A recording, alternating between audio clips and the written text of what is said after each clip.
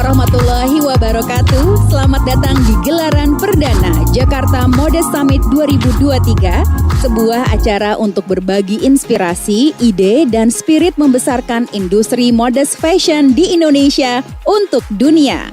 Acara ini diselenggarakan oleh Modestock sebagai platform media yang menghubungkan semua pelaku industri modest fashion untuk tumbuh dan berkembang bersama. Sekarang mari kita sambut kehadiran Ibu Yuke Sri Rahayu selaku Direktur Kuliner, Kriya, Desain dan Fashion Kemenparekraf. Saya Yuke Sri Rahayu selaku Direktur Kuliner, Kriya, Desain dan Fashion mewakili Kemenparekraf mengucapkan selamat dan mendukung penuh atas terselenggaranya kegiatan Modestock 2023 ini sebagai wadah para pengusaha bisnis fashion modest Indonesia untuk berkembang bersama, didorong semangat yang tinggi untuk turut serta memajukan industri fashion modest dan menggerakkan perekonomian bangsa. Wabillahi taufiq wa hidayah. Wassalamualaikum warahmatullahi wabarakatuh. Untuk membuka Jakarta Mode Summit 2023, mari kita sambut founder Modestock, Hana Farid.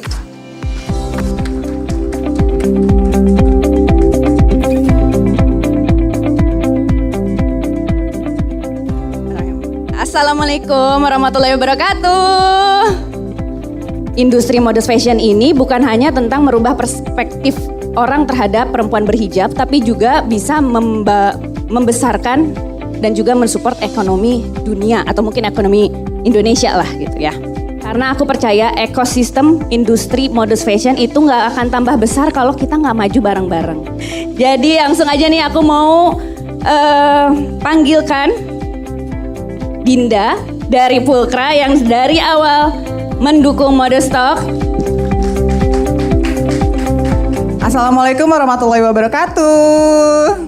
Terima kasih banyak sebelumnya untuk Mbak Hana dan tim Modestock yang sudah mempercayakan sesi satu ini kepada saya. Akhirnya saya naik kelas juga, yang biasanya cuma live streaming brand sendiri, sekarang disuruh nge-host di sesi 1 acara Jakarta Mode Summit 2023. Masya Allah, terima kasih banyak. Boleh langsung kita panggilkan ke atas panggung Nisa Pratiwi, founder dari Hijab Chic, Andesni, founder dari Lozi Hijab, dan Mbak Desi Muharlina Bungsu sebagai fashion kategori lead dari TikTok Shop Indonesia. Oke, judulnya aja udah bikin, The Rising of the Live Streaming Business Activation ya. Boleh cerita nggak sih Teh Ica dulu boleh ya? Ini live streamingnya tuh udah berapa lama sih dimulainya? Sebenarnya kalau untuk live streaming di e-commerce itu udah dari 2019. Wow. Cuma baru rajinnya itu sebenarnya di tahun kemarin. 2022 berarti ya Teh? Okay. Nah, baru padet banget itu di Oktober kemarin sih. Oktober 2022, padat bangetnya tuh bener-bener berapa belas jam Teh kalau boleh tahu Teh? Padet pokoknya, Allahu Akbar. Allahu Akbar sampai takbir tuh ya. Dari jam 5 subuh sampai jam 12 malam sekarang untuk hari biasa dan untuk periode payday atau enggak kembar. Ya ada launching atau itu bisa 24 jam. 24 jam Bunda. Nah kalau Lozi sendiri Teh, aku juga suka lihat ya abis sholat subuh nih ya, baru mau berzikir kita buka Allahu Akbar udah mulai dia. Itu gimana? Oke, sebelumnya salam kenal semuanya. Aku Andes. Izin aku sharing. Jadi kalau Lozi itu sebenarnya kalau live memang dari 2019. Cuman saat pandemi di 2020 kita ketemu sama e-commerce gitu, salah satu e-commerce yang kita coba-coba untuk live sebenarnya itu. After Ramadan masih oke. Jadi kita lanjut tuh sampai akhirnya 2022 ada TikTok Shop juga, Lozi juga sama mengikuti terjun juga ke sana. Jadi ya live itu sama sih dari subuh sampai jam 10 kalau Lozi, tapi memang sekarang fokusnya mau ke 24 jam. Aduh ya ampun, gitu. Mau pulang rasanya. Jadi sebenarnya media sosial kan sekarang berubah-berubah ya tiap tahunnya. Betul. Salah satunya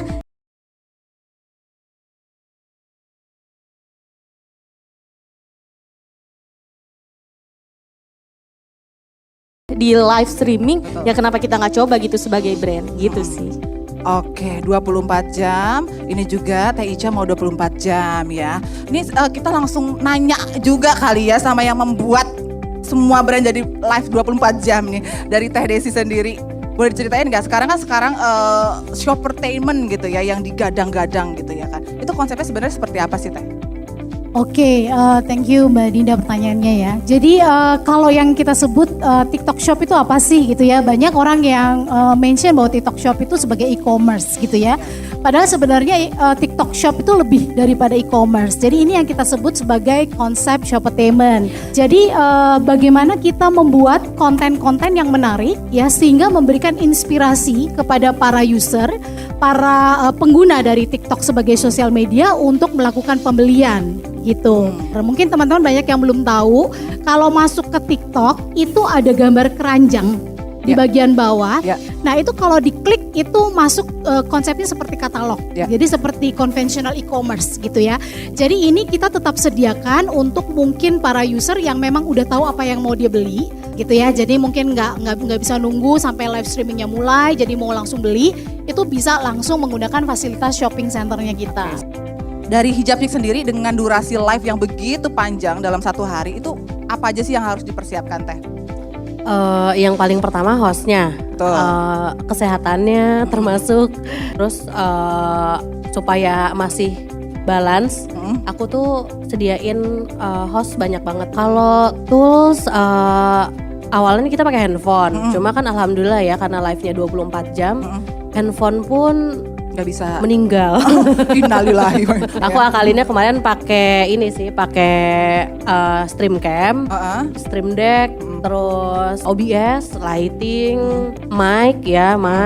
Udah sih itu aja kalau misalnya alat-alatnya. Kalau Lozi sendiri gimana Teh Andes? Sebenarnya kalau polanya sama kurang lebihnya, cuman ada yang unik sebenarnya dari tahun ke tahun. Jadi dulu tuh Lozi tuh live itu pakai influencer atau pakai ini. Kalau sekarang tuh orang lebih natural tuh, lebih enak gitu. Jadi sekarang lebih mudah lah ya dan lebih pinginnya tuh natural gitu. Oke, banyak juga nih teman-teman brand yang suka sharing. Aku mau live di TikTok tapi takut kalah saing sama harganya gitu ya. Tapi jadi pede nih setelah ngelihat Hijabchick ternyata intens banget gitu ya. Salah satunya juga yang membuat kita akhirnya percaya diri untuk going live di TikTok itu karena udah mulai banyak brandnya bervariasi dari segi range harga gitu ya. Nah, strategi dari Hijabchick sendiri gimana nih Teh Ica nih? Sebenarnya sih waktu pas awalan live memang sih komen-komen tuh bertaburan ya, kayak aduh Hijabchick mahal banget gitu. Akhirnya kita tawarin tuh gimmick-gimmick produk tersebut. Nah itu aku tawarin sampai terbentuklah satu kelompok trialist yang udah coba gitu ya. Nah akhirnya malah beli-beli yang lebih mahal. Terus biasanya nih kan kalau lagi live streaming kan begitu panjang waktunya ya Teh ya. Timnya yang in charge di satu sesi live streaming itu berapa orang sih? Ada 3 divisi yang in charge di satu sesi live tuh. Ada optimizer, host, sama CS. Warehouse, CS itu ya jam kerjanya mirip dengan jam tayang kita. Tapi di warehouse sendiri ada cut off time-nya ya kalau untuk pengiriman gitu, meskipun live-nya udah sampai jam 12 malam gitu. Ada, cuma kan sebenarnya orderan terus masuk, jadi yang penting kan udah rubah statusnya. Oke, orderan terus masuk tuh, catat ya. Berarti betapa impactfulnya live streaming ini. Kalau dari Lozi sendiri Teh Andes ya, strategi apa sih yang udah dirancang gitu ya di tahun 2023 ini supaya live-nya makin cuan? Kayak salah satunya memang kita strateginya ada diskon juga memang ada gitu. Tapi selain itu terutama di TikTok memang kita ada produk yang memang mengharuskan kita ini untuk produk khusus di TikTok. Itu tuh kita ada gitu. Karena untuk menetralkan marketnya gitu. Itu salah satu strategi yang memang sedang Lozi jalanin. Nah, kan gini ya Mbak Desi ya, kalau aku tuh ngerasa beda banget setelah di-handle sama tim TikTok ya. Apakah memang di-train seperti itu atau punya misi tersendiri nantinya gitu untuk brand-brand? Terbukti memang beberapa tips yang kita sampaikan itu sangat membantu. Misalnya contohnya yang tadi ya udah paham semua nih. Makin sering, makin panjang durasi live streaming, makin bagus algoritmnya. Kalau di TikTok, sehingga itu akan meningkatkan organic traffic di next live streamnya. Nah tapi kalau misalnya baru awal mau main di TikTok itu tahapannya yang pertama itu adalah host sebenarnya. Kemudian yang kedua baru kualitas dari live roomnya. Dan yang ketiga itu yang gak kalah penting adalah yaitu support additional teknologi ya, seperti tadi ada OBS dan lain-lain. 3 ini sebenarnya kuncinya, dan yang terakhir udah pasti dari produknya ya. Nah, aku mau nanya lagi sama Teh Ica ya. impact live streaming di Hijab Chick sendiri sejak awal mulai untuk intens live streaming itu pastinya ke revenue ya. Seperti apa sih peningkatannya Teh Hijab? Kalau untuk sekarang persentase revenue live itu sudah menyumbang 30% dari terhadap online revenue ya. Kalau Lozi juga sama Teh, ada kenaikan yang signifikan setelah live streaming? Ada kurang lebihnya sama sih kalau untuk dari total revenue online memang segitu sih. Kadang ada kenaikan persentase yang cukup tinggi juga kayak di beberapa momen kayak Desember tuh biasanya kayak gitu. Jadi revenue live itu menyumbangnya cukup besar juga. Nah kan kalau dari TikToknya sendiri nih Mbak Desi, selain dari live streaming kita tuh juga bukan pernah ya, sering banget di info nih bahwa ada nih yang namanya afiliator TikTok yang bisa ngebantu kita buat jualin produk kita. Itu gimana sih?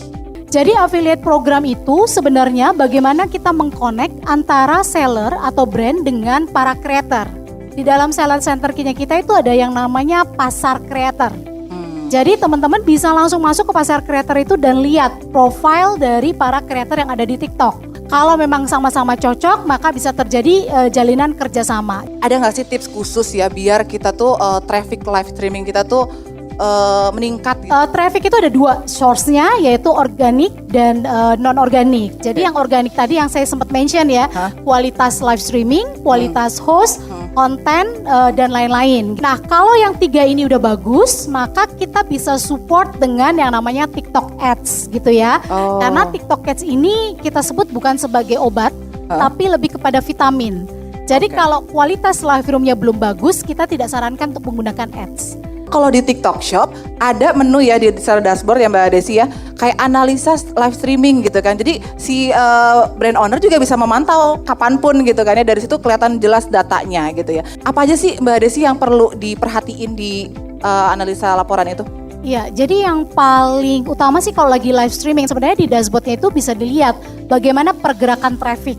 Yaitu nanti akan mengarah kepada yang kita sebut dengan produk strategi. Biasanya tuh kalau yang rutin itu begitu kita mulai live streaming itu traffic pasti naik. Karena itu dibantu dari pihak TikTok, pasti naik gitu. Nah pada saat traffic naik itu kita langsung masukkan atau pin bestseller produk. Gitu, jadi di situ kita mau maintain supaya trafficnya nggak drop. Jadi mainkan patternnya gitu. Betul, ya. mainkan patternnya. Jangan gitu aja terus ya. Karena kalau udah drop banget susah mau naik lagi.